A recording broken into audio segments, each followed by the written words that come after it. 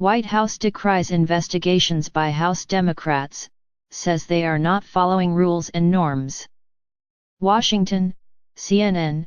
The White House on Sunday decried Democratic-led congressional investigations, saying Democrats are refusing to abide by rules and norms that govern oversight authority as they issue subpoenas for documents the Trump administration refuses to hand over. There are rules and norms governing congressional oversight of the executive branch, and the Democrats simply refuse to abide by them, White House Deputy Press Secretary Steve Groves said in a statement. Democrats are demanding documents they know they have no legal right to see, including confidential communications between the president and foreign leaders and grand jury information that cannot be disclosed under the law.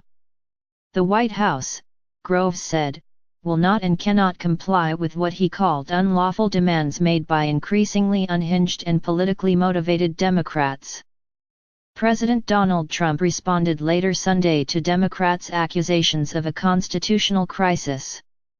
The Democrats' sick, new and pathetically untrue soundbite is that we are in a constitutional crisis, Trump tweeted, calling them a sad joke. He touted the economy, unemployment rates, lower taxes and regulations, a rebuilt military spending and new judges. But we have had a giant scam perpetrated upon our nation, a witch hunt, a treasonous hoax, Trump wrote. That is the constitutional crisis, and hopefully guilty people will pay.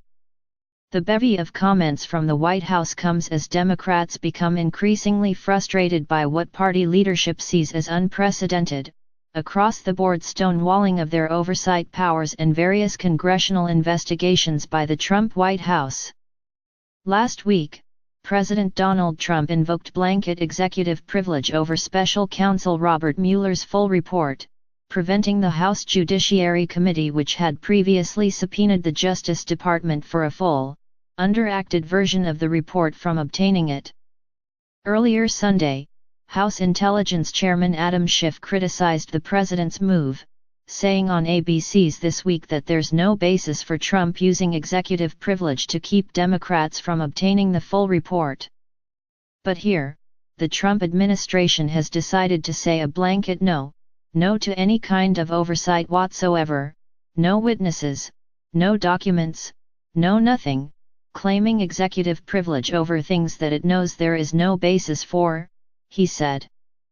There's no executive privilege over the hundreds of thousands of documents regarding events that took place before Donald Trump was president.